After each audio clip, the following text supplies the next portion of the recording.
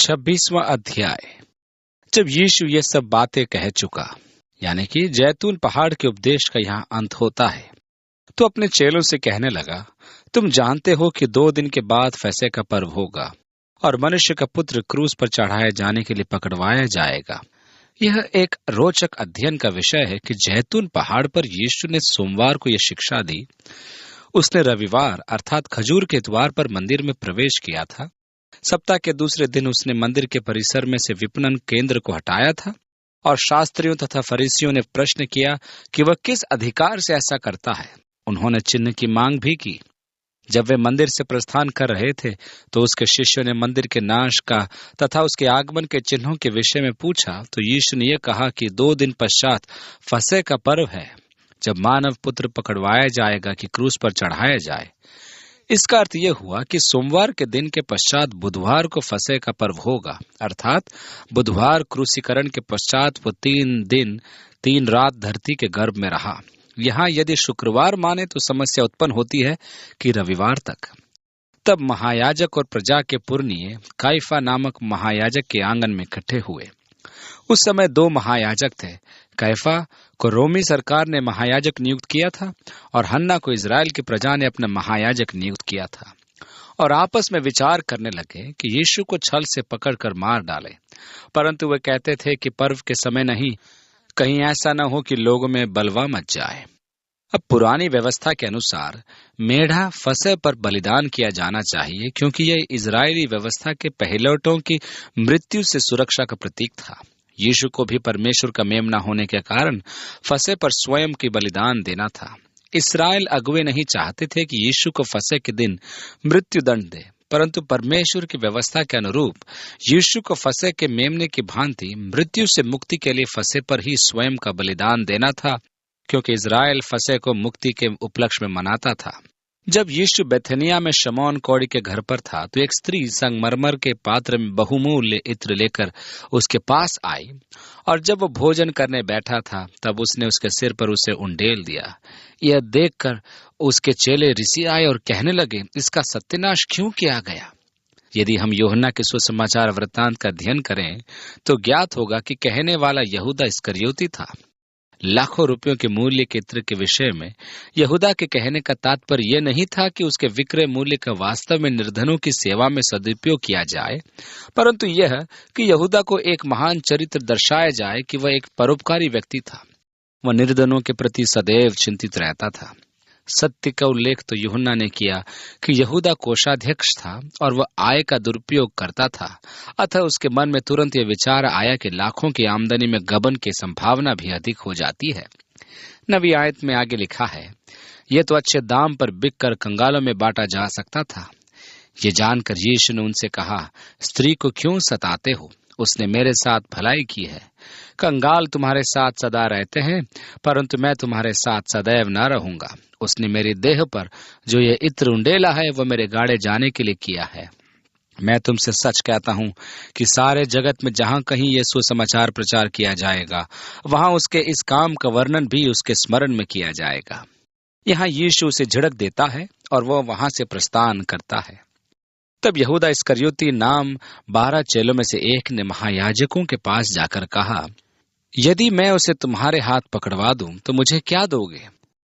उन्होंने उसे 30 चांदी के सिक्के तौलकर उसे दे दिए और वह उसी समय से उसे पकड़वाने का अवसर ढूंढने लगा। जकरिया की पुस्तक उसके 11वें अध्याय में स्पष्ट लिखा है कि उसका मूल्य 30 चांदी के सिक्के था, जिन्हें मंदिर में फेंक दिया गया और उनसे कुम्हार का खेत खरीदा गया। व्यवस्था के अनुसार यदि किसी का बैल पड़ोसियों को सींग मारता था तो उसके बदले में उस व्यक्ति के उपचार के लिए 30 चांदी के सिक्के देना एक नियम था। जैसा कि लिखा है, यदि तुमको अच्छा लगे तो मेरी मजदूरी दो। तब उन्होंने मेरी मजदूरी में चांदी के 30 टुकड़े तौल दिए। अख़मीरी रोटी के पर्व के पहले दिन चेले यीशु के पास आकर पूछने लगे, तू कहाँ चाहता है कि हम तेरे लिए फसह खाने की तैयारी करें?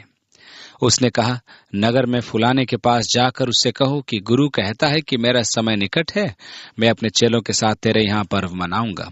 सो चेलों ने यीशु की आज्ञा मानी और फसह तैयार किया। यहाँ कृपया विशेष ध्यान दीजिए कि यहूदियों का दिन मध्यरात्रि की अपेक्षा सूर्यास्त से आरंभ होता था। इस प्रकार उनका सप्त भोज शनिवार रात्रि की अपेक्षा शुक्रवार रात्रि में होता था, क्योंकि उनका सबत शुक्रवार संध्या से आरंभ होता था और शनिवार सूर्यास्त तक होता था। इस प्रकार यीशु फसह भोज के दिन के आरंभ होने पर अपने शिष्यों के साथ साथ था और यह दिन अग्रिम सूर्यास्त तक था।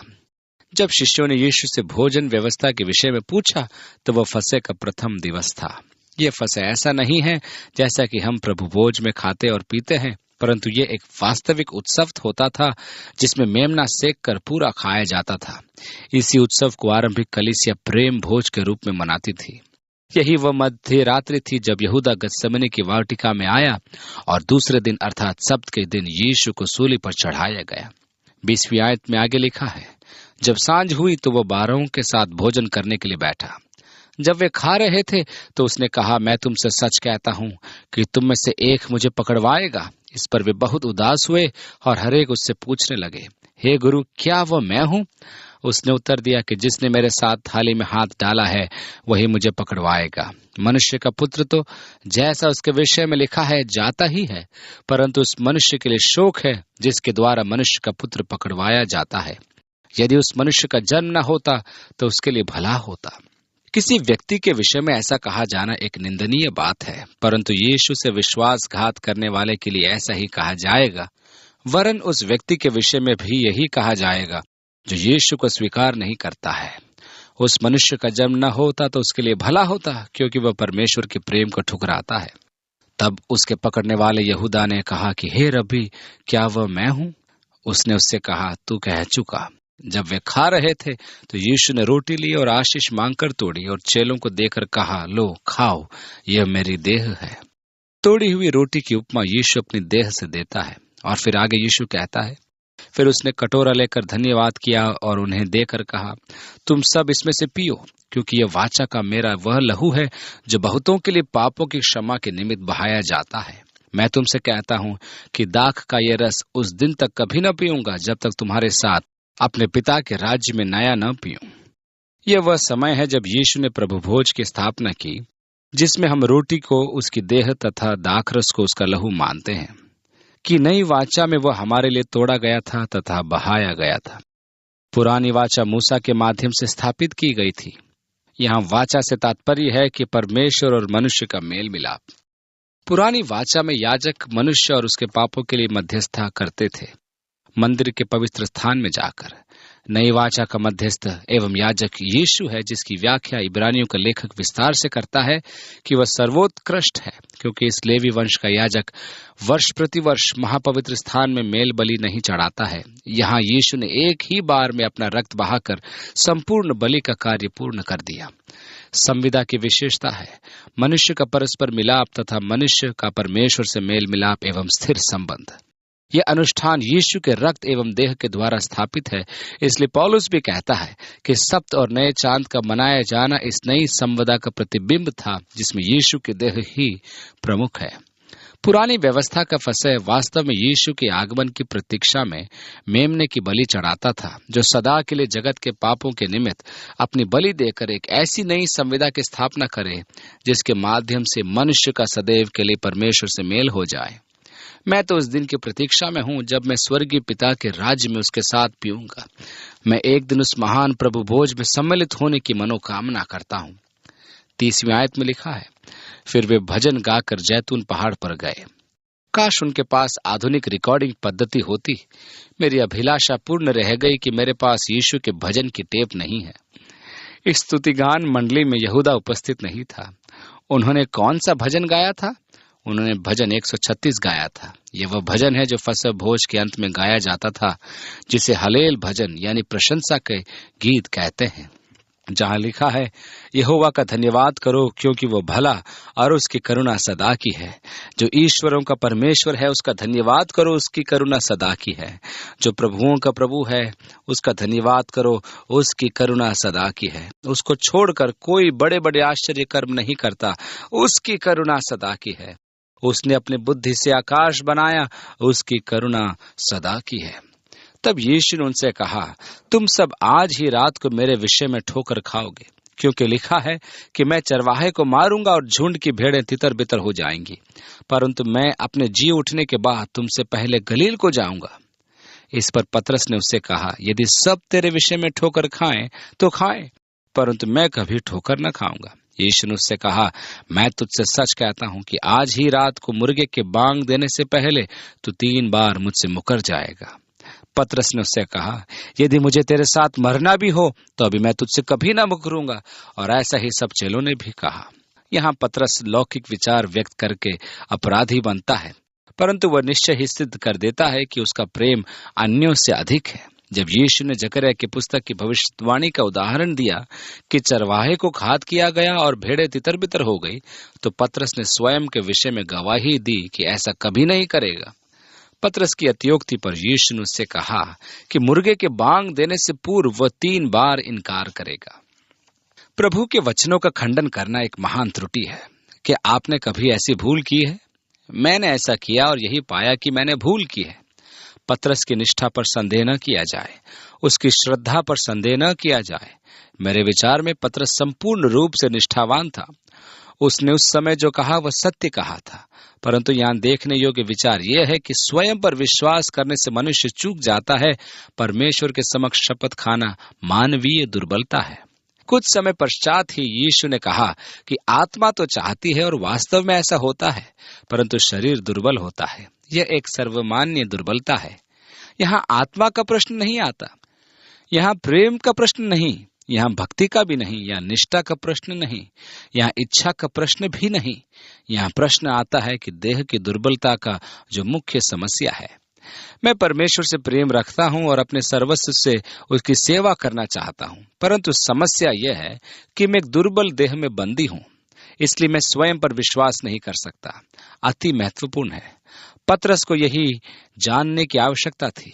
बाइबल कहती है कि वो हमें जानता है कि हम मिट्टी हैं, परंतु हम इस तथ्य को स्वीकार नहीं करते और सदैव यही मानते हैं कि हम अपनी सामर्थ्य से अधिक सामर्थी हैं।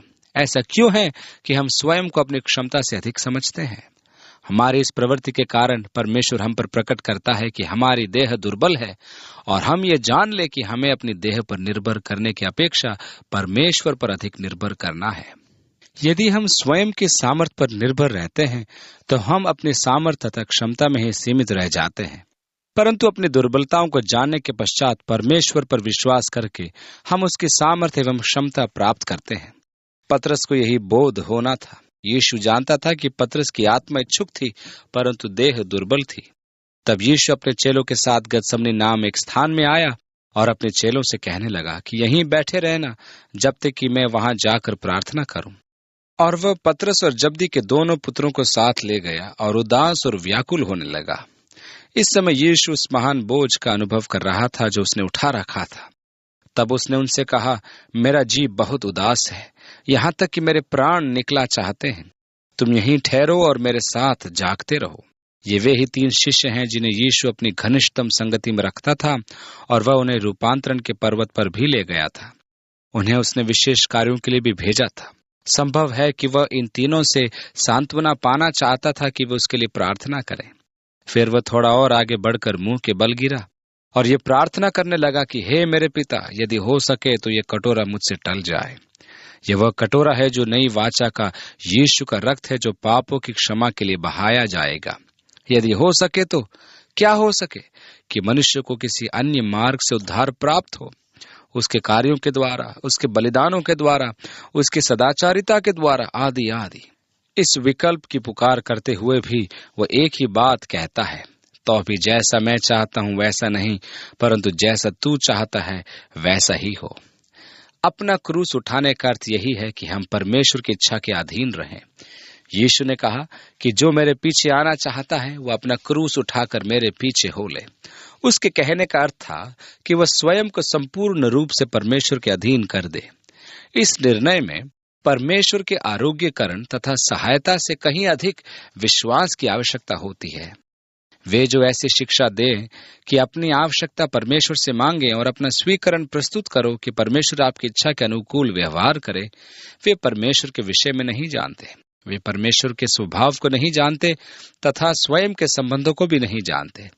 यीशु ने अपनी इच्छा व्यक्त की थी, मैं भी परमेश्वर को अपनी इच्छा का बोध कराता हूं, परंतु मैं उस तथ्य से अनभिज्ञ हूं कि इसमें एक शर्त होती है, और वह है कि मेरी नहीं तेरी इच्छा पूरी हो। मैं जानता हूं कि उसकी इच्छा तथा उसके मार्ग सर्वोत्कृष्ट एवं सर्वोत्तम है। यीशु ने एक ही घोषणा की, हो सके तो यह कटोरा मुझसे टल जाए, परंतु मेरी नहीं तेरी इच्छा पूरी हो। यीशु के क्रूस का क्या अर्थ था?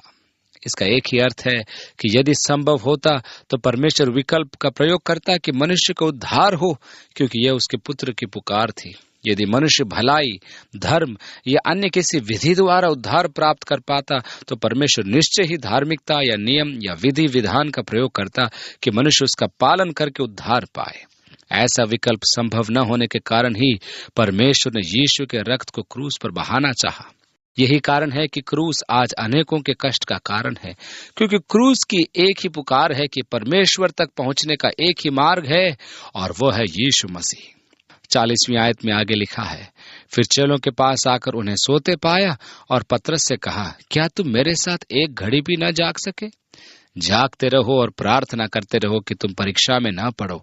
आत्मा तो तैयार है, परंतु शरीर दुर्बल है। जब यीशु को उनकी सबसे अधिक आवश्यकता थी, वे उसे अकेला छोड़कर सो रहे थे। उन्हें उसके साथ जागना था, उसके साथ प्रार्थना करना था, उसे प्रोत्साहित करना था, उसे सांत्वना देना था, परंतु वे शांत ही सो गए। अतः यीशु ने झिड़कता है कि यदि जागते हुए वे प्रार्थना न करेंगे तो परीक्षा में गिर जाएंगे। दूसरी ओर यीशु ने यह भी कहा कि वह भली भांति उन्हें जानता है कि मनुष्य की आत्मा इच्छा तो रखती है, परंतु उसकी देह दुर्बल है। 42वीं आयत में फिर उसने दूसरी बार जाकर ये प्रार्थना की कि हे मेरे पिता, यदि यह मेरे पिए बिना नहीं हट सकता तो तेरी इच्छा पूरी हो। स्वयं को पूर्ण रूप प्रभु की इच्छा के सुपुर्द उसने कर दिया। तब उसने आकर उन्हें फिर सोते पाया कि उनकी आंखें नींद से भरी थी, और उन्हें छोड़कर फिर चला गया और वही बात फिर कहकर तीसरी बार प्रार्थना की। तब उसने चेलों के पास आकर उनसे कहा, अब सोते रहो और विश्राम करो। देखो घड़ी आ पहुंची है और मनुष्य का पुत्र पापियों के हाथ पकड़वाया जाता है। ये वचन निंदा या झिड़की के नहीं, परंतु उन मनुष्यों के लिए प्रेम के हैं जिनके साथ उसका घनिष्ठ साहचर्य था। ध्यान दीजिए कि यहाँ एक विसर्ग चिन्ह है। इसका अर्थ है कि संभवतः वहां कई घंटों के समय का अंतराल है। यीशु ने कहा कि अब तुम गतसमने में विश्राम कर लो। तुम तो मेरी प्रतीक्षा नहीं कर पाए, परंतु मैं यहूदा के आने तक तुम्हारी चौकसी कर रहा हूं। मेरे विचार में वह उनको प्रेम से निहारता हुआ उनके लिए प्रार्थना कर रहा था। संभव है कि वह उनके चारों ओर चक्कर लगाता हुआ कह रहा है, पिता, ये पतरस है जो ठोकर खाकर व्यथित होगा और स्वयं को अपराधी मानेगा। ये इस भावना से क्षतिग्रस्त हो जाएगा। प्रभु, इसकी सहायता करना। प्रभु, इसके जीवन में कार्य करना। पिता, जब तू इसमें अपना कार्य पूरा कर ले तो इसे अन्यों के लिए सामर्थ का साधन बनाना। यीशु ने कहा, पतरस, तेरा विश्वास न डगमगाए, और जब तेरा मन परिवर्तन हो जाए तो तू अपने विश्वासी भाइयों की सामर्थ्य सिद्ध होना। मेरे विचार में यीशु वहां बैठा अपने शिष्यों को निहारता हुआ यही प्रार्थना कर रहा था। कई घंटों का अंतराल इसके बीच में निकल गया, क्योंकि वे भोज के पश्चात तुरंत वाटिका में चले गए थे। भोजन लगभग 6 बजे सायंकाल किया जाता था। जब यहूदा उसे पकड़वाकर कैफा के समक्ष लाए तो मुर्गे के बांग देने का समय अर्थात भोर का समय था। मुर्गे के बांग देने का समय लगभग 5 बजे प्रातःकाल होता है। वहां यीशु ने प्रार्थना की थी। इस प्रकार यीशु वहां लगभग 2 घंटे तो अवश्य बैठा था। वह उन्हें निहार रहा था, वह उनकी चौकसी कर रहा था, उनकी सामर्थ्य के लिए प्रार्थना कर रहा था। मैं अनेक बार सोचता हूं कि वह हमारी भी चौकसी करता है, क्योंकि वह हमारा प्रभु है। क्या आप जानते हैं कि वह हमारे लिए प्रार्थना करता है? क्या सत्य नहीं कि जब हम सोते हैं तो वह हमारी चौकसी करता है? वह कहता है, पिता, कल इनका दिन कठिन होगा, इन्हें अनेक समस्याओं का सामना करना होगा। पिता, इन्हें सामर्थ्य देना और इनकी देखरेख करना। कैसा अनुपम दृश्य कि यीशु बैठकर अपने शिष्यों की चौकसी कर रहा है। समय पूरा हो जाने पर वह उन्हें उसे नींद से जगाता है और कहता है, उठो। और मनुष्य का पुत्र पापियों के हाथ पकड़वाया जाता है।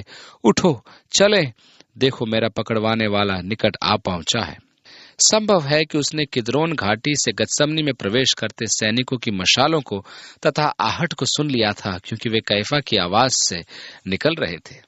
वह यह कह ही रहा था कि देखो, यहूदा जो 12 में से एक था आया, और उसके साथ महायाजकों और लोगों के पुरनियों की ओर से बड़ी भीड़ तलवारें और लाठियां लिए हुए आई।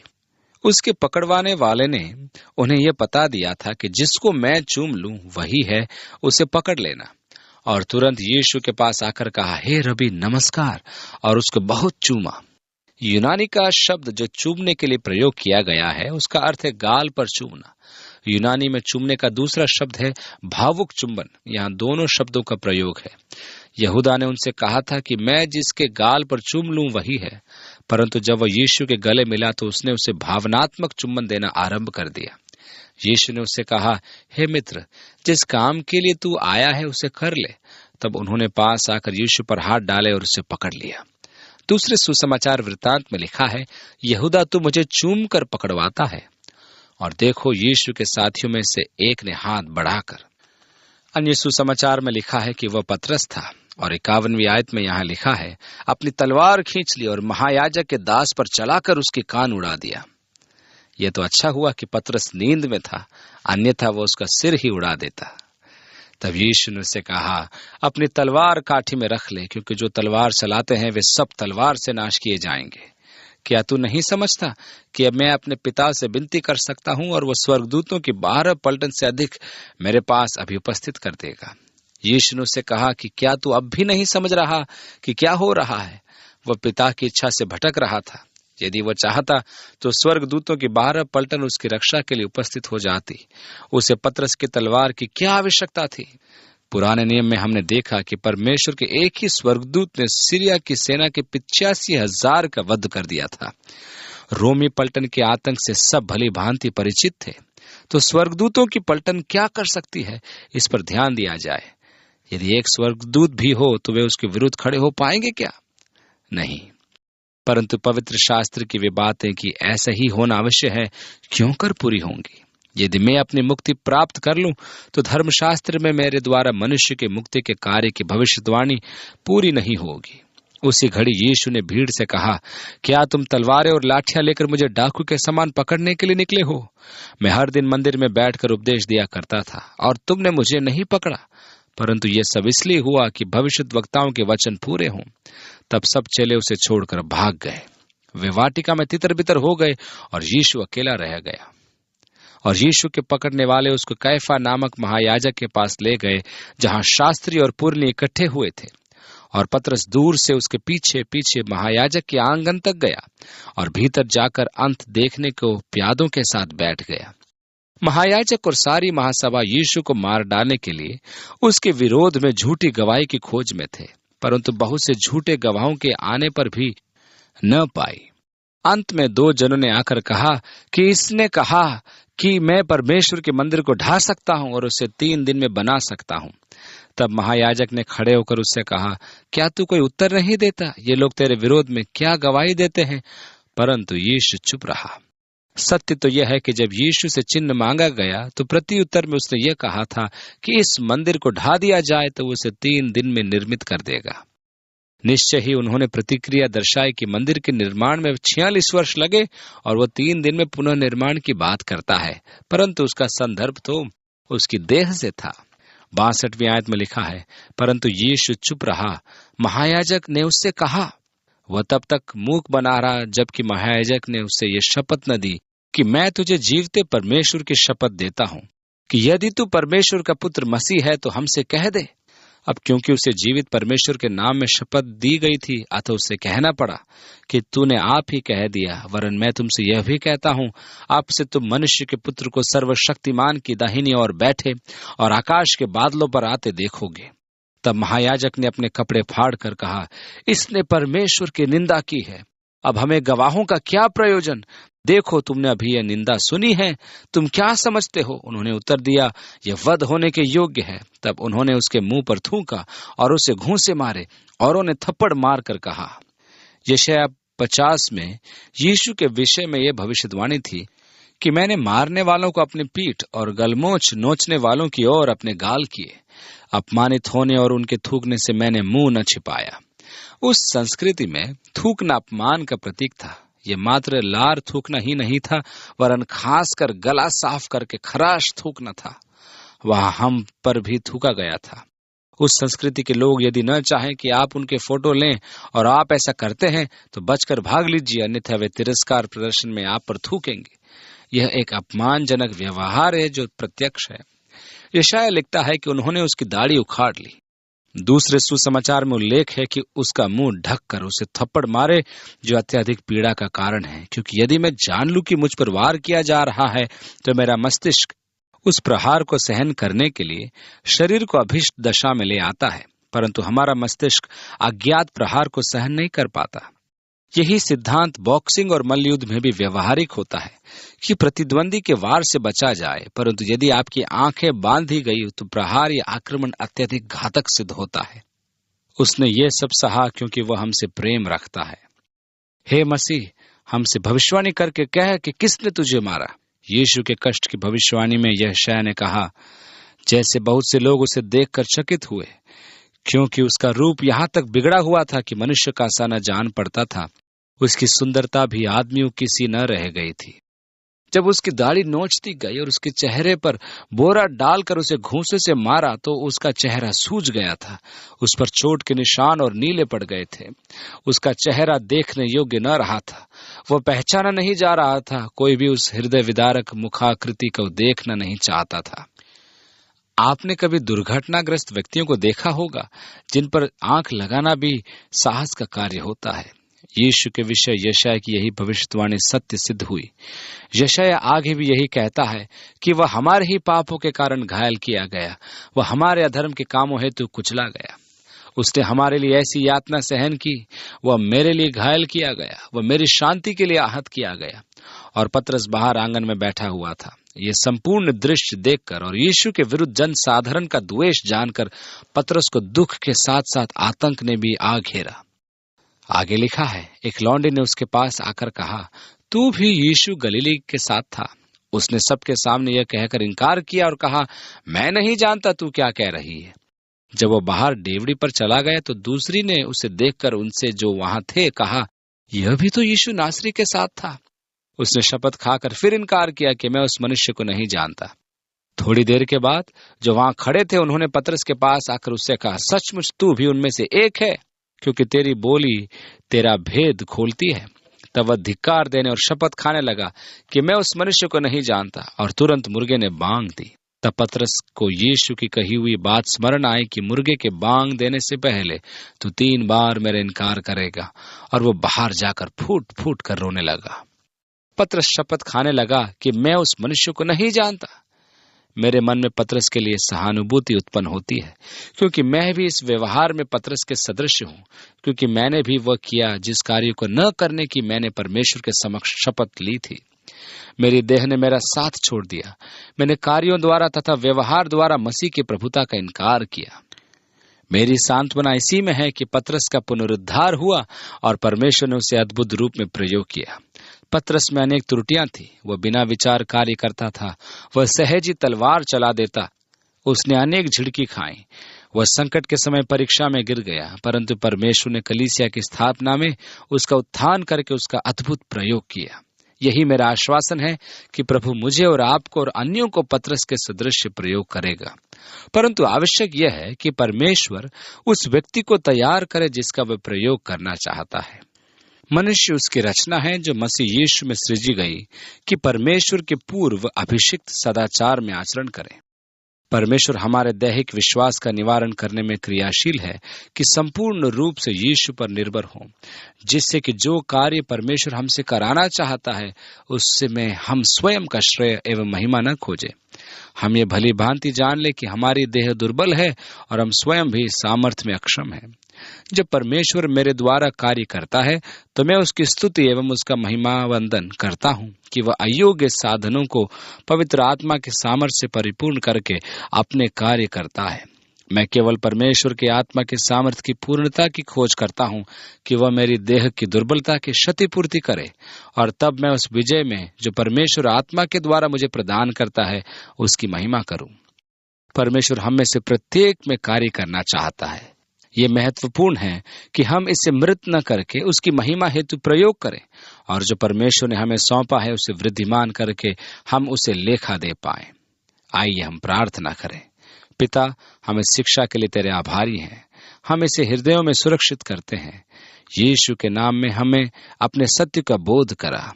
आमीन।